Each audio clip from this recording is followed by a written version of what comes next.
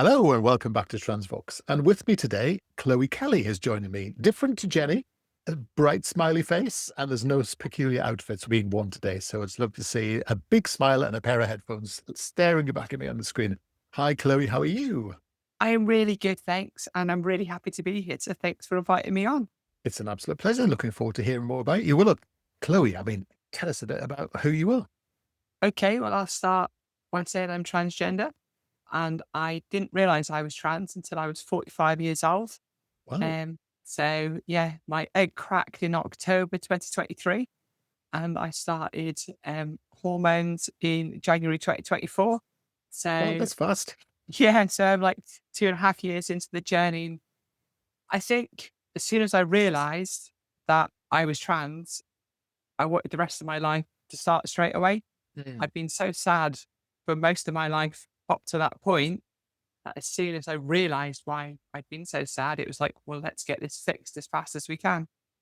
So when you say I realized I was trans, what does that mean? Yeah, it's from speaking to other girls and thinking about it myself, I split into kind of three areas. I think a lot of us don't realize we're trans for a while. A lot of us realize but don't accept. And a lot of us realize and accept but are stuck in the actual Mm. stage before doing something about it. And I think the realization stage was the one that I was stuck at all my life. When I look back, it was really obvious. Like I cross-dressed as a teenager, Mhm. and I used to go to bed wishing I could wake up as a girl. I'd spend long journeys where I would just daydream about Mm. being a woman. And I had like an encyclopedic knowledge of all things trans because I was absolutely fascinated by things like that. But I thought if I was trans, then I would know. I thought trans people just knew that they were trans. Or somebody would tell them or something. I just like, they're trans. I- I'm not, because obviously it would be obvious if it were true. So when my egg did crack, I was like, let's do something about this as fast as we can. So what was the moment? Oh, I want to drill into this because it's so interesting, because it's so different to what other people say. So what are you saying? Are you saying that you sort of always knew, but you didn't know it was called being trans? No, I was aware of trans people and trans women, and I think I was envious of them. What was the Um, moment you suddenly worked it out? it's quite embarrassing and a bit of a cliche. It was FaceApp. Oh, So, yeah, I was on my lunch break at work and I was reading a web page or whatever, and it was a you were sports doing section. it during work. Let's be honest. Come on. That's very good of you to say on my lunch break. We all know how this works. Right. And it was a sports section, and it was like, this is what football managers would look like if they changed gender. And there was, I saw that. Yeah. Yeah. and I was like, right, I'm going to download this app. Like, I remember I went to the Science Museum in like 2002 because there was an advert, like they had a gender swap thing. So, the girl I went with at the time, I didn't tell her it was about that, but I was like, that's the whole reason I went. And it was 2002 technology. So I looked more like You knew. You knew. Mario Brothers. But yeah, as soon as I downloaded it, saw my reflection or the image on Yeah. FaceApp, I became obsessed. So I was doing more and more pictures all the time. And then I was using other AI for clothes, but then like the hands weren't quite right or the feet weren't quite right. So I found myself in Marks and Spencer's trying on gold heels. And that's the first time I'd cross dressed for like 25 years. So it just opened all of those things again. And then I couldn't really sleep very well. My mind was racing. And then, I started doing like online tests. Am I trans? And then it was like, yeah, yeah, I think you're trans, Chloe. So, and then it was like, I don't want this to be true. How can it be true? So, like, Mm. rest of them were like, called the GP. Uh, I naively thought, oh, to tell the GP I'll be on hormones within 3 weeks on the NHS. Then I realized there's no waiting list. It was like, what? But yeah, I got on the waiting list in November 23 and finally had my gender meeting online in November 25. That's quite quick. Yeah, well, I live in Wales, so I think the waiting list is a Uh, bit shorter here. I was say, I thought I was going to ask you where in the world you were, because you've got a sort of bit of twangy thing going on there. So where are you? Well, my dad's Scottish, so Scotland are my football team because I'm a glory hunter. Hardly. Um, you look at, and my mum's from Plymouth, and that's where I was raised in Plymouth. Wow. There's a touch of the oohs. That's lovely. Nice Well, accent. I remember when I moved to London when I was about 22 after I graduated and had a job there. And I asked if I could borrow a calculator, and everybody laughed at me because how I used to say calculator was calculator. I thought that's how everybody said it. Yeah. They were like, Did you? "What?" I was like, "For some." All right then. So you finally worked it out, and you've gone through the NHS route all the way through, have you? You've not No, had to I go. went to GenderGP to start Aye. with. Same here. Yeah, so I wanted to get on something straight away. I moved over to Harley Street after about a year because Yeah. Yeah. I just figured it was my body and my life, and I should use the best that I could possibly could. And you were able to stay working during this time, or when did you sort of manage that shift from doing it in your bedroom to doing it in real life? How did that work for you? Yeah, so I went full time from August 24, so that was about Oh, wow, 8 that's early. months in. Originally, like, I had a full-on spreadsheet and all sorts, and my plan was I'd be on hormones for a whole year, and then I'd come out in the January. But I just felt more and more sad because I present female at home, and I just felt more and more sad going into the office. And yeah, I told my immediate boss and said like the plans to do it, 5, 6 months down the line. And he just said to me, "Why? I don't want you coming into work and being so sad when you go home. Mm. Just do it now." And he forced my hand a little bit, but Well, that's amazing, isn't it? yeah. Which So line yeah, of work are you in? Don't tell us the company, but which line of work are you in? So we yeah, can. well, I'm not there anymore, but Okay. I was a senior national account manager. So I used Oh. to be in sales and marketing, like 25-year career. Now, I've always believed that if you're good at sales and marketing, it doesn't matter which gender, what you like, how it is, because actually all that matters is doing your numbers, isn't it? And I've always said it's really important. I think all people should go through a period of working in sales because I think it helps you build your resilience and Oh, a it different way of definitely looking at does the that, world, isn't it? especially when things go wrong and the Yeah, customer's on the phone, like, "Why have you not delivered this?" And you're like, yeah, "It's not my fault, but it is." yeah. I don't know if I'm allowed to mention the supermarkets that I dealt with, but all of them were really, really good. And one of my buyers was from Lidl, and she was like, "That's brilliant. Thanks for sharing with me. And invest your money in handbags and shoes because no matter what happens with your weight, they'll always fit." So Yeah. that's what she replied to me the day I told her. Yeah. So And you've she would, already annoyed me. I have to say, I am already super jealous because you've been talking about wearing shoes from Marks and Spencer's. I now know how big your feet must be because they must be able to be fitted in Marks and Spencer's. So well jealous over here. yeah, size 8. Ah, okay. Yeah, I'm So, quite lucky. yeah, the world's your oyster. So then normal handbag. So how was the shoes and handbag fixation and is it still going?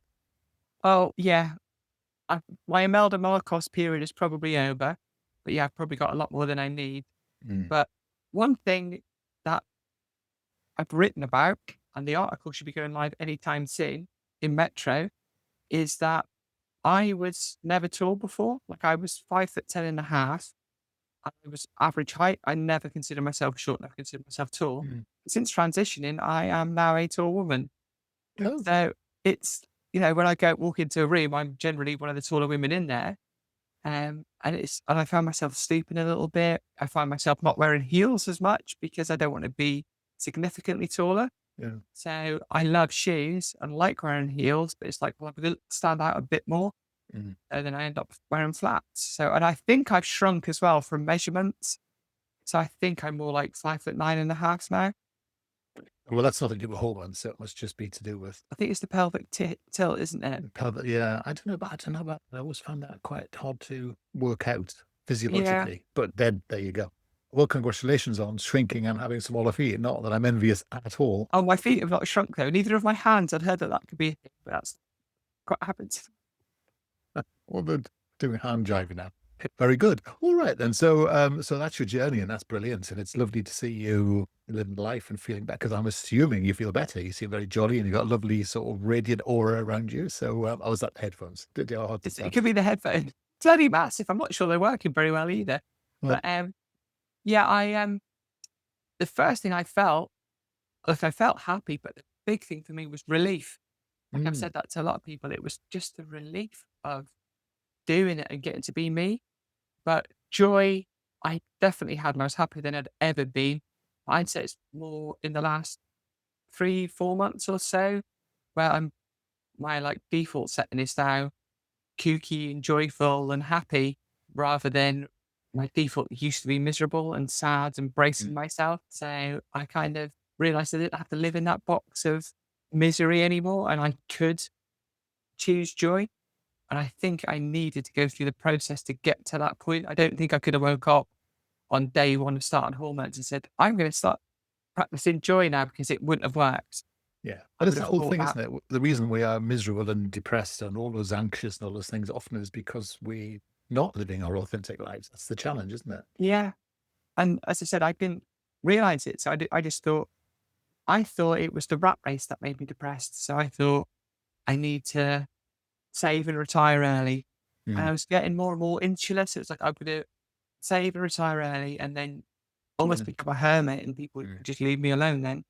Yeah. It's really sad, isn't it? Well, no, I think it's more regular than you might think because actually, especially if you weren't sure what you were. I mean, that must have been really quite tricky. So, so you mentioned initial reaction being pretty good. What's the reaction been like since then? Because there's quite a lot of, I was particularly in Wales, I suppose, because there's quite a lot of different reactions to trans people across the UK, isn't there? Yeah. Everybody that I've told in the real world has been fine with it, really supportive. I've lost some old male friends, Yeah. but they were supportive to start with. But I wanted them to sign the petition last year Right. after all of the court case up in Scotland. And they were saying stuff like, well, I need to read it and understand it. And I'm like, why? My other friends and family have just signed it. And Mm. I know if it had been something like a petition about the motorway, they would have signed it without looking at it. And they're not hugely into politics, but they felt they had to understand this because it was so important. It's like, no, I'm not asking, I'm asking you to support me. So but the thing is, they were my friends because I thought I was cis male. I was born in the So, same postcode as them, yeah. got nothing in common with them.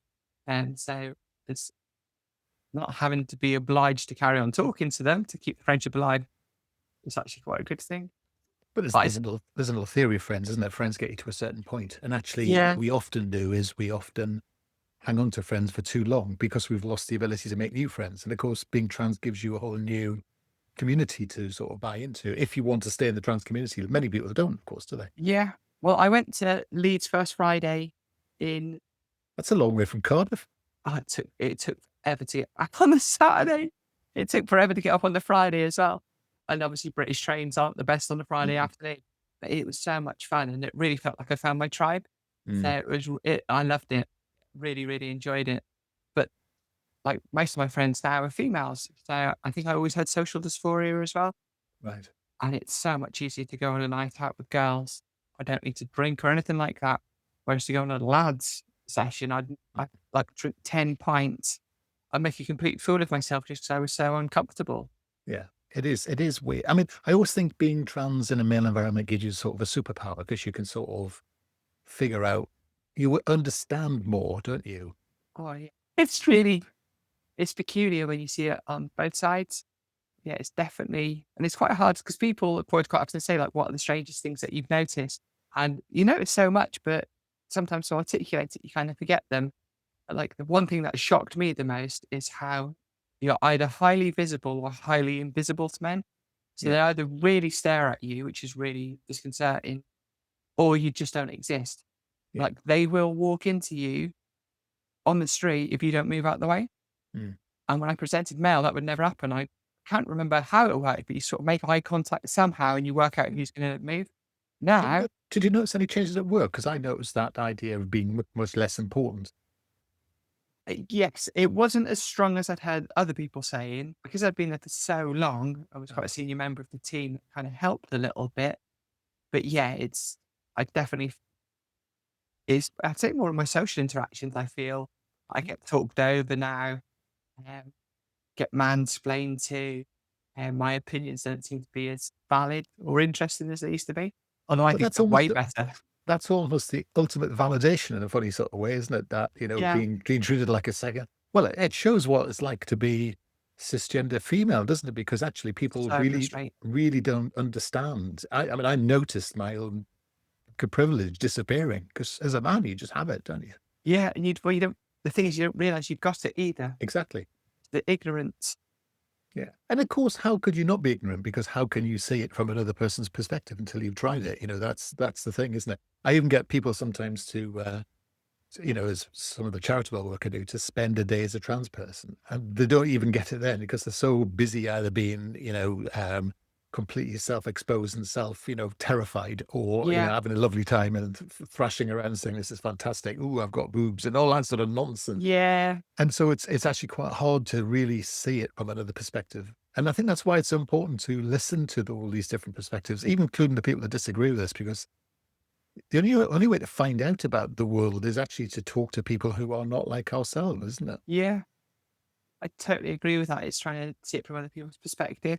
Um, So what are you going to do with yourself then? Because are you still working? You said you changed jobs. Are you still in the same line of work? Or are you moving on? yeah, so I always thought that I didn't like work, but as soon as I came out and was kind of happy with life, I didn't mind it so much. Yeah. But I think I'd spent so long trying to be or trying to live the ideal life, like get a good job, work hard, do all of those things. Hmm. And it never made me happy. When I broke that box and broke the first barrier to realize and become myself, I was able to break other boxes much more easily, So tell me a bit more about that. which Well, the breaking of the boxes. What do you mean by that? yeah, so like as in breaking the barrier to actually change gender and Hmm. get to be me, that's so huge and like such a terrifying thing to face down. Now that I'd done that, last year I was working, I was just like, I don't really want to spend the rest of my life doing this. Like, the aim was to try to save as much so I could retire quickly. Now it's like I'm not really not bothered about retiring, but I want to kind of enjoy my life now. No, yeah. So I resigned, and they were really good. They were really supportive. And they were like, "Yeah, go and live your life." So last year I wrote a book, Okay. romance, for the trans lead Mm. character called Yeah. Zoe, who was in no way totally based on me, Chloe, very much so. And then I went traveling. So in October, end of October, I went interrailing around Europe, came home for 6 days, and then I flew to Istanbul. And then I went Mhm. Istanbul, Armenia, Georgia, Azerbaijan, Uzbekistan, Kyrgyzstan, Kazakhstan, flew home for Christmas, and then flew to the Far East in January.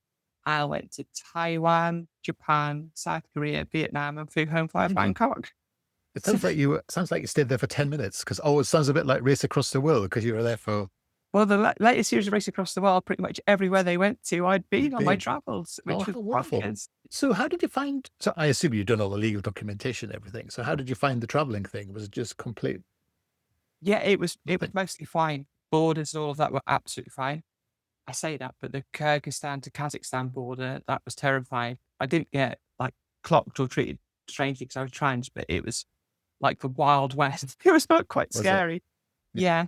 So yeah, I pretty much passed everywhere. The thing is, you don't know if you passed, do you? So you, unless you actually have a questionnaire and start asking people, you don't know. But I think I did until I got to Almaty, which is an amazing city, by the way. But I went to a spa, an old Soviet Union spa, and it's gender segregated. Right. So I went into the women's section. They invited me into the women's section, but I was still wearing my tuck-in briefs, whereas it Uh-huh. was supposed to be nudity.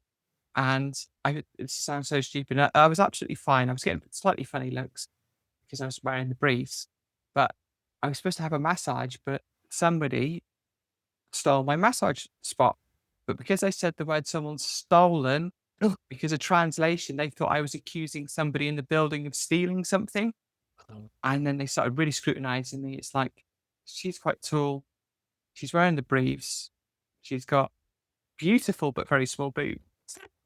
And then as I got more flustered, my voice started dropping as well. oh, So like the manager started following me around and asking to see my passport. So I left and they offered to give me my money back. And I went back to my hotel room and I cried for like 3 hours. mm, Because before that, I traveled all over. yeah. I met up with boys. I'd like been chatted up a couple of times. And I was feeling really like I found myself. Mhm. I was feeling a bit cocky, truth be told. So it brought me down a peg or two, which I think I needed, but it Mm. really shook my confidence. And it was really hard to go out that night. But I went out, got a bit dolled up, but like I went out for a meal and I was just like so self conscious. Yeah. It was Were you on really, your own the whole time? yeah, I was on my own for the whole time. Wow, that's weird. And you know, one of the things we talk about often is that if you're going to go anywhere and you're self-conscious, just go with somebody else. But you're doing it all on your own. That is amazingly brave. That's it. Well, I documented it all on my YouTube channel, Girlavanting. And Hmm. the second book I'm writing right now is the in-depth story of those adventures. I've just logged all of my handwritten notes onto the laptop, and I'm moving to Buenos Aires tomorrow for 3 months. To And write I, it. yeah, so to write those bits up. So that's the You'll be kind of throwing it plan. onto ChatGPT and have it ready on Thursday afternoon, and then you can just party for 3 months. Well, that would be awesome. Yeah, I'm not sure. I could do that, but yeah, I'll look into that. It's No, pretty old. if you've got Claude, that's just easy. Put all your notes on there; it'll sort it out for you. Sort it all out, spit it out. But yeah, the book's going to be more about not like I went here and I saw that. It's going to be Mm. like, I got outed in Almaty and how I felt, or how I kissed a boy by the Caspian Sea, or how I Mm. got trapped in the Paris metro because the barrier shut on my rucksack and I was stuck there like a tortoise for like 5 minutes. Yeah. So it's like daft, stupid things that happened to me. And he's just living normal life, and you can see that the Almaty thing. I mean, that was the most risky thing you did, and props for you for doing it because that is pretty. But I'd done it twice in Turkey. I went to proper hammams. Right. So Okay. I'd already done it twice. And the lady in one of the hammams, she gets very close to your private area while she's doing the scrubbing. And I was like, oh, Yeah. crikey. But yeah, she didn't even blink an eyelid. No, that's great. And so did you say you were married now? Is that a new thing? Or how's that working? No, I was married before, Oh, I see. Sorry. but we're separated now. Oh, sorry to hear that. But no, we're still best friends, but we both like boys, which is a shock when that happened for me. So talk to me a bit more about that because people find this strange, don't they? They've been this thing all their life in terms of sexual orientation, Yeah, and then suddenly something changes, and this happens to a lot of trans people, doesn't it? So can you it does. unpack that for me? Yeah, I've obviously thought about it a lot myself, and other people have said this, but I think my attraction before was gender envy. I think it was also because I wanted female friendship, Yeah. and growing up in the 80s and 90s, trying to pretend to be a cis male, I couldn't really hang around with the girls because Yeah. I'd have got Good. called gay in the playground, and you don't Yeah, want that exactly. in like 1989. That's the worst thing of all, isn't it? That's Yeah. the worst insult, which I That's still worse get than being called. trans at a certain point It, in life, isn't it? people who insult me on my Insta page, they'll be like, "You're so gay." I'm like, "It's 2026. Is that a problem?" Yeah, that's not. Thank you. Thank you. Yeah. Hmm. So yeah, so I was on Insta and I started getting some attention, and it just like quite a handsome Italian guy. I was like, I'm so drawn to him, and it just felt so different. Whereas Hmm. before, I think a lot of it was cerebral. Perhaps that properly thinking. Good word. Yeah, I was just thinking all the time in the relationship and with intimacy. I'd always have to. It wasn't like with my body. It was always stuck in my head. But Mm. with the attraction to men is very natural. It's very Mm. desire based rather than thinking about it, Yes. which is very inconvenient because boys are idiots. Well, they always say women for friendship, men for sex. So, I think most cisgender women say that as well, don't Yeah, but they're really hard to understand. Like I really like I thought having tried to be one for so long, I'd have an advantage, but no, I do not understand them whatsoever. they? What way? It's like you'll be trying to date them and they're like they really like you, and then they just go quiet or they just disappear. I don't really understand their desires and their attractions, how they turn things on and off so quickly. They're supposed to be simple, but they're not. It's like, Yeah. if you really like someone and you fancy them, like, why do you then want to be with them? And it's just like, this doesn't make sense. It's a head scratcher. But yeah, Cool. so yeah, Well, once I so realized, sorry, go on. no, no, no. So I was going to say, once you realize, I jumped into it. That's okay. So once I realized that lost my train of thought now. Yeah. Once you realize, like boys. I was realized like, boys. Oh Well, yeah. Oh, crikey. So yeah, I thought long and hard, but 'cause I did because I used to cross dress. I used to think was I gay. I never wanted to be with a man at all. okay. Really not. But I think it was because now, I really want to be desired by men and be held by a man. Whereas Mm. I think I was trying so hard to present myself as a cis male. The thought of another man dominating me, type of thing, would have like really messed with my ego and Yeah. my own self perception. And because my attraction to men is for them to hold me, I never wanted to dominate another man, if that makes sense. It does, yeah. Yeah. So that's why it never clicked into place. But as soon as I'm presenting as myself, like the thing I want more than anything is to be held and protected and desired. That's the whole source of my attraction is that and seeking that. Interesting. So what's the future hold for you, Chloe? Yeah, so I joked to you beforehand that I'm trying my best to be an overnight success, which is going to take me years to do probably. But yeah, I'd like to carry on with the writing. So I've had 3 articles published in Pink News. Yeah. I've got another one going in Metro. So that should be this weekend. I've sent my first book off to over 50 literary agents and had lots of silence and a few no's. So I might self-publish that later in the year. I've just written an ebook, which is my sort of guide to what I wish I knew and transitioning later in life. So I'll be looking to try to launch that later in the year. And I'd like to try to get into, if that goes well, into maybe transfem coaching, sort of explaining what I did. And because I'm quite detailed person and plan quite thoroughly. So I'm hoping I can share that and help people. So yeah, those are all the plans. I will record my second series of Girlavanting about my adventures in Buenos Aires. So that will go live this weekend, I think. So how do people find out your details? How do they find out more about you? Yeah, so the best bet would be to find me on Instagram. Okay. Weirdly, my handle on Instagram is Lucy C. Kelly. So LUCYCSEE Kelly. Because when I first came out, I chose the name Lucy. When I was exploring on Instagram, I started getting a bit of traction, but Lucy never quite felt right. So Chloe, you try names on, don't you? Just Yeah, I added do. Chloe Absolutely. to sort of work. And it was too late. I suppose it wasn't too late, but I would have lost a few followers Yeah. if I changed my name straight away. So I just kept it. But now people are a bit confused why my online name's Lucy. That's why. But also you, Chloe Kelly's aren't they a female footballer? Yeah, it was so annoying. I didn't realise that until in my old job, people would be like, "Oh, you scored for England at the weekend." I was like, "Did I?" You just said, yeah. Yeah, Best bit of scoring I'm going to do for a while. that's it. Yeah, exactly. Well, yeah. But you talk about my track record with boys then. God. Well, look, that's absolutely brilliant. So Insta's a good place. And you said you had a YouTube channel as well, though. Yeah, YouTube Girlavanting. So that's Avanting. So you can see all 22 episodes of my previous adventures. If anybody binge watches that, let me know and I'll send them a medal. Yeah. And they'll also call up the NHS mental health line because they probably need it. I've been stuck through that much. Good. And I've got Substack and stuff. But if you go onto my Insta, you'll be able to see my link tree and you'll be able to see like I'm on Reddit as well and TikTok. Yeah. Brilliant. Well, it's been an absolute joy to meet you in the flesh. I don't mean that. Meet you in real across the camera. Yeah. Crowded camera. It counts. Look, take care and have a fantastic life. And I'm sure we're going to chat again. But good luck on the book and good luck on the self-publishing. Good luck on the YouTube channel. It's lovely to hear someone have a different story. It's really quite interesting, your thing about I suddenly discovered I was, rather than the often the thing where we sort of knew from a very early age. Yeah. I think that's really lovely to hear a very different experience. Yeah, it's maybe I did know but wouldn't accept it. So maybe I've just taken a sub branch of the acceptance to be realizing. I But don't know what it's called, maybe. But who knows? That's your story and you're entitled to call it what you want, so that you know that. I mean, I was That's just great.